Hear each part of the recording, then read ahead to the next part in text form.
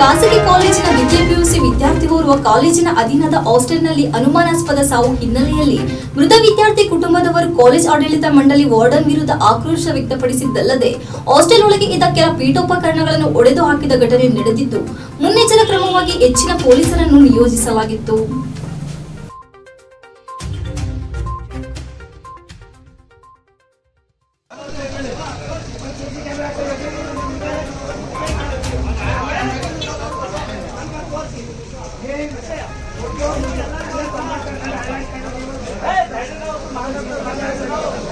ಚನ್ನಪಟ್ಟಣ ತಾಲೂಕಿನ ಬೆಳಪುಳಿ ಗ್ರಾಮದ ಸುರೇಶ್ ಮತ್ತು ಮಮತಾ ದಂಪತಿಯ ಏಕೈಕ ಪುತ್ರ ವಿಕಾಸ್ 18 ವರ್ಷ ಎಂಬುವನೇ ನಗರದ ಉದಯಗಿರಿಯಲ್ಲಿರುವ ಪ್ರತಿಷ್ಠಿತ ಖಾಸಗಿ ಕಾಲೇಜು ಅಧೀನದ ಹಾಸ್ಟೆಲ್ನಲ್ಲಿ ವಿದ್ಯಾರ್ಥಿಯೋರ್ವ ಅನುಮಾನಾಸ್ಪದ ಸಾವು ಪ್ರಕರಣ ಕುರಿತಂತೆ ಹಾಸ್ಟೆಲ್ ಹಾಗೂ ಕಾಲೇಜು ಆಡಳಿತ ಮಂಡಳಿ ವಿರುದ್ಧ ಕುಟುಂಬ ಸದಸ್ಯರ ಆಕ್ರೋಶ ವ್ಯಕ್ತವಾಯಿತು. ಆಡಳಿತ ಮಂಡಳಿ ಪ್ರಮುಖರು ಬರುವವರೆಗೂ ಮೃತದೇಹ ತೆಗೆಯಲು ಬಿಡುವುದಿಲ್ಲ ಎಂದು ಮೃತ ವಿದ್ಯಾರ್ಥಿಯ ಸಂಬಂಧಿಕರು ಆಕ್ರೋಶ ವ್ಯಕ್ತಪಡಿಸಿದರು.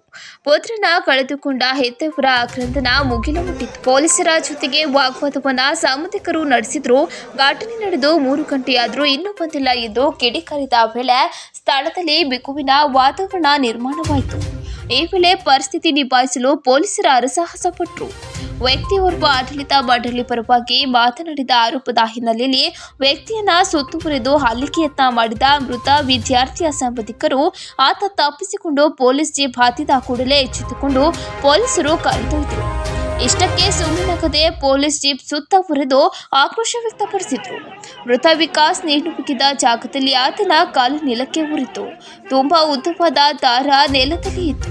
ಆತನ ಎತ್ತರದಷ್ಟು ನೆಲ ಇರುವುದು ಕೆಲ ಅನುಮಾನಕ್ಕೆ ಎಡೆಮಾಡಿಕೊಟ್ಟಿದೆ ಎಂದು ಮೃತನ ಸಂಬಂಧಿಕರು ದೂರಿದರು. ಸ್ಥಳಕ್ಕೆ ಹಿರಿಯ ಪೊಲೀಸ್ ಅಧಿಕಾರಿಗಳ ಭೇಟಿ ನೀಡಿದಲ್ಲದೆ ಯಾವುದೇ ಅಹಿತಕರ ಘಟನೆ ನಡೆಯದಂತೆ ಮುಂಜಾಗ್ರತಾ ಕ್ರಮವಾಗಿ ಹೆಚ್ಚಿನ ಸಂಖ್ಯೆಯ ಪೊಲೀಸರ ನಿಯೋಜನೆ ಮಾಡಿ ಪೊಲೀಸರು ಪರಿಸ್ಥಿತಿ ತಿಳಿಗೊಳಿಸಿದರು.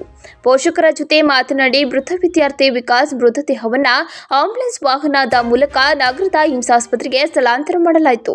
ಪೋಷಕರ ಮನವೊಲಿಕೆ ಮಾಡಿ ಸಾವಿನ ಬಗ್ಗೆ ತನಿಖೆ ಕೈಗೊಂಡ ಪೊಲೀಸರು ವಿದ್ಯಾರ್ಥಿ ಸಾವಿನ ಬಗ್ಗೆ ಖಾಸಗಿ ಕಾಲೇಜ್ ಆಡಳಿತ ಮಂಡಳಿಯ ಗೌರಿಗೌಡ ಮಾಧ್ಯಮದೊಂದಿಗೆ ಮಾತನಾಡಿ, ನಮ್ಮ ಕಾಲೇಜಿನ ವಿದ್ಯಾರ್ಥಿ ವಿಕಾಸ್ ಅತ್ಯಂತ ಬುದ್ಧಿವಂತ, ಪ್ರತಿ ಬಾರಿ ಕೂಡ 95% ಅಂಕ ಗಳಿಸೋ ಸಾಮರ್ಥ್ಯ ಇದ್ದವನು. ಗುರುವಾರದಂದು ಬೆಳಿಗ್ಗೆ ಹಾಸ್ಟೆಲ್ನಲ್ಲಿ ತಿಂಡಿ ಮುಗಿಸಿ 8 ಗಂಟೆಗೆ ಕಾಲೇಜಿಗೆ ಬಂದಿದ್ದು ಈಗ ರೆಗ್ಯುಲರ್ ಕ್ಲಾಸ್ ನಡೆಯುತ್ತಿರಲಿಲ್ಲ. ಆದರೆ ಪರೀಕ್ಷೆ ತಯಾರಿಗಾಗಿ ಸ್ಪೆಷಲ್ ಕ್ಲಾಸ್ ನಡೆಯುತ್ತಿತ್ತು ಎಂದರು. ಕಾಲೇಜಿಗೆ ಹೋಗಿ 10 ಗಂಟೆವರೆಗೂ ಕಾಲೇಜಿನಲ್ಲೇ ಕುಳಿತಿದ್ದು ಬಳಿಕ ಬೇರೊಬ್ಬ ವಿದ್ಯಾರ್ಥಿಯಿಂದ ಮೊಬೈಲ್ ಪಡೆದು ತಾಯಿಗೆ ಫೋನ್ ಮಾಡಿ ಕಣ್ಣೀರು ಹಾಕಿದ್ದಾನೆ. ನನಗೆ ಯಾಕೋ ಬೇಜಾರಾಗ್ತಿದೆ ಎಂದು ಕಣ್ಣೀರಿಟ್ಟ ಬಗ್ಗೆ ತಿಳಿಸಿದರು. ಬಳಿಕ ಶೌಚಾಲಯಕ್ಕೆ ಹೋಗುವುದಾಗಿ ಹೇಳಿ ಹಾಸ್ಟೆಲ್ಗೆ ಬಂದಿದ್ದಾನೆ. ಹಾಸ್ಟೆಲ್ಗೆ ಬಂದ ಬಳಿಕ ಆತ ಆತ್ಮಹತ್ಯೆ ಮಾಡಿಕೊಂಡಿದ್ದಾನೆ.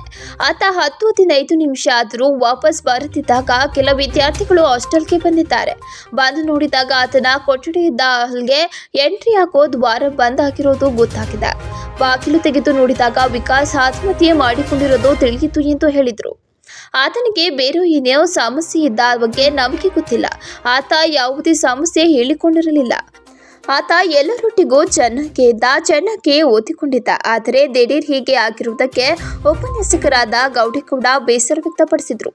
ನಮ್ಮ ವಾರ್ಡನ್ ತುಂಬಾ ಒಳ್ಳೆಯವರು, ಬೇರೆ ವಿದ್ಯಾರ್ಥಿಗಳನ್ನ ಕೇಳಿದ್ರೆ ಗೊತ್ತಾಗುತ್ತೆ, ಅವರಿಂದ ಏನೂ ಸಮಸ್ಯೆ ಆಗಿಲ್ಲ ಎಂದ ಆಡಳಿತ ಮಂಡಳಿ ಮಾಹಿತಿ ನೀಡಿದೆ. ಸ್ಥಳಕ್ಕೆ ಪೊಲೀಸ್ ಇಲಾಖೆಯಿಂದ ಮಹಿಳಾ ಬೆರಳಚ್ಚುಗಾರರು ಆಗಮಿಸಿ ಸಾವನ್ನಪ್ಪಿದ ವಿಕಾಸ್ ಹಾಸ್ಟೆಲ್ ರೂಮನ್ನ ಸ್ಥಳವನ್ನ ಕೆಲ ಸಮಯ ಪರಿಶೀಲಿಸಿದರು. ಒಡೆದು ನೇತಾಕಿದ್ದಾರೆ. ಕಾಲು ಸ್ಟಡಿ ಇದೆ, ನೇತಾಕಿದ್ರೆ ಮೇಲೆ ಹಂಗಾಗಿರ್ಬೇಕು. ಹೆಂಗ ಅವ್ನು ನೇತಾಕಕ್ಕೆ ಸಾಧ್ಯ? ಆ ತರ ಹುಡುಗ ಅಲ್ಲ ಅವನು. ನಮಗೆ ಗೊತ್ತಿಲ್ವಾ ಯಾಕೆ ಈ ತರ ಮ್ಯಾನೇಜ್ಮೆಂಟ್ ಈ ತರ ಎಷ್ಟು ಮಕ್ಕಳು ಹಾಳು ಮಾಡ್ತಾ ಇದ್ದಾರೆ? ಇವರು ಡೊನೇಷನ್ ಎಷ್ಟಾಗುತ್ತಾ ಇದ್ದಾರೆ? ಯಾರ ಮನೆ ಹಾಳು ಮಾಡ್ತಾರೆ? ಇದು ನಮ್ಮ ಆರೋಪ. ಇದು ವಿಕಾಸ್ ಸಮಸ್ಯೆ ಅಂತ ಹೇಳ್ಕೊಳ್ಳಿಲ್ಲ. ವಾರ್ಡನ್ ಸ್ವಲ್ಪ ಕಿರಿಕು ಅಂತ ಹೇಳ್ತಾ ಇದ್ದ ಅಷ್ಟೇ. ವಾರ್ಡನ್ ಕಿರಿಕು ಒಂದು ಫೈನಲ್ ಮಾಡಿದ್ರಲ್ಲ, ಅವನ್ನ ಫೈನಲ್ ಮಾಡಿದ್ ನಾವು ಅಲ್ಲಿಂದ ಬರೋದ್ರು ವಾರ್ಡನ್ ಇಲ್ಲ, ಇಲ್ಲಿ ವಾರ್ಡನ್ನೇ ಬತ್ತ ಇಲ್ಲ, ಕರೆದ್ರು ಮ್ಯಾನೇಜ್ಮೆಂಟ್ ಬತ್ತ ಇಲ್ಲ. ಈಗ ದುಡ್ಡಿಗೆ ಒಪ್ಪಿಗೆ ಬನ್ನಿ ಬನ್ನಿ ಬನ್ನಿ ಅಂತ ಹೇಳ್ತಾ ಇದಾರೆ ಮ್ಯಾನೇಜ್ಮೆಂಟ್. ಯಾವನಿಗೆ ಬೇಕು ದುಡ್ಡು? ದುಡ್ಡು ಯಾವನಿಗೆ ಬೇಕು? ಈಗ ಏನು ಕ್ರಮ ಆಗಬೇಕು? ಮ್ಯಾನೇಜ್ಮೆಂಟ್ ಫಸ್ಟ್ ಇದೆಲ್ಲ ಬಿಡಬೇಕಿದ್ರೆ ಮಾಡೋದನ್ನ ಫೋನ್ ಮಾಡಿದ್ದಾಗ ನಾವು ಅಲ್ಲಿಂದ ಬರೋಣ ಅನ್ನೋದಿಗೆ ಈ ತರ ಸೂಸೈಡ್ ಆಗಿದೆ ಅಂತ ಹೇಳಿದ್ರು. ನಮಗೆ ಅದನ್ನ ಬಿಟ್ರೆ ನಮಗೆ ಇನ್ನೇನು ಗೊತ್ತಿಲ್ಲ. ವಾರ್ಡ್ ಅನ್ನು 10 ಗಂಟೆ ಕಾಲೇಜಿಗೆ ಹೋದ್ಮೇಲೆ 10 ಗಂಟೆ ಮೇಲೆ ಹುಡುಗ ಯಾಕೆ ಬಂದಾನೆ ಅಂತ ವೆರಿಫಿಕೇಶನ್ ಮಾಡ್ಬೇಕು. ಅವ್ನು ಏನಕ್ಕೆ ಮಾಡಿಲ್ಲ, ಅವನೇ ಹೊಡೆದು ಮೇಳ ಹಾಕಿದ್ದಾನೆ ಅಂತ ನಮ್ಮ ಡೌಟ್. ಕಾಲೇಜಿಗೆ ಹೋಗಿ ಮತ್ತು ಕಾಲೇಜ್ ಎಲ್ಲ 10 ಗಂಟೆ ಕ್ಲಾಸ್ ಸ್ಟಾರ್ಟ್ ಅಲ್ಲ, 10 ಗಂಟೆ ಸ್ಟಾರ್ಟ್, 10 ಗಂಟೆ ಕಾಲೇಜಿಗೆ ಹೋಗಿದ್ದಾರೆ, ಎಲ್ಲ ಹುಡುಗರು ಹೋಗಿದ್ದಾರೆ. ಇವನು ಹಬ್ಬ ಯಾಕೆ ಉಳ್ಕೊಂಡ ಅಂತ ವಾರ್ಡನ್ ಚೆಕ್ ಮಾಡಬೇಕಾಗಿತ್ತು. ವಾರ್ಡನ್ ಏನಕ್ಕೋಸ್ಕರ ಚೆಕ್ ಮಾಡಿಲ್ಲ ಅಂತ ನೀವು ಅದ್ರ ಮೇಲೆ ನಮಗೆ ಡೌಟ್ ಇದೆ. ವಾರ್ಡನ್ ಕರೆಸಿ ನಾವು ಮಾತಾಡ್ತೀವಿ. ಈಗ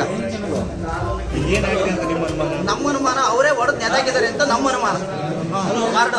ವಾರ್ಡನ್ ಬಂದು ಚೆಕ್ ಮಾಡ್ಬೇಕಾನೆ. ಹುಡುಗ ಏನಕ್ಕೆ ಬಂದ, ಇವನು ಇಲ್ಲಿಗೆ ಒಳಗಡೆಗೆ ಏನಕ್ಕೆ ಬಂದ ಅಂತ ಚೆಕ್ ಮಾಡ್ಬೇಕು ಹೊರಗಡೆ. ಆ ತರ ನಮಗೆ ಡೌಟ್ ಇರೋದು.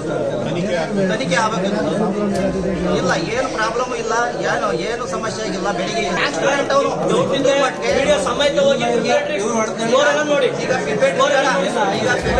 SLC ತಗೊಳ್ಳಿ, SLC ಕುಂದೂರ್ಮಠ ಬಲ್ಲಿ ಅವ್ರು ರ್ಯಾಂಕ್ ಸ್ಟೂಡೆಂಟ್, ಕುಂದೂರ್ಮಠಕ್ಕೆ ರ್ಯಾಂಕ್ ಸ್ಟೂಡೆಂಟ್.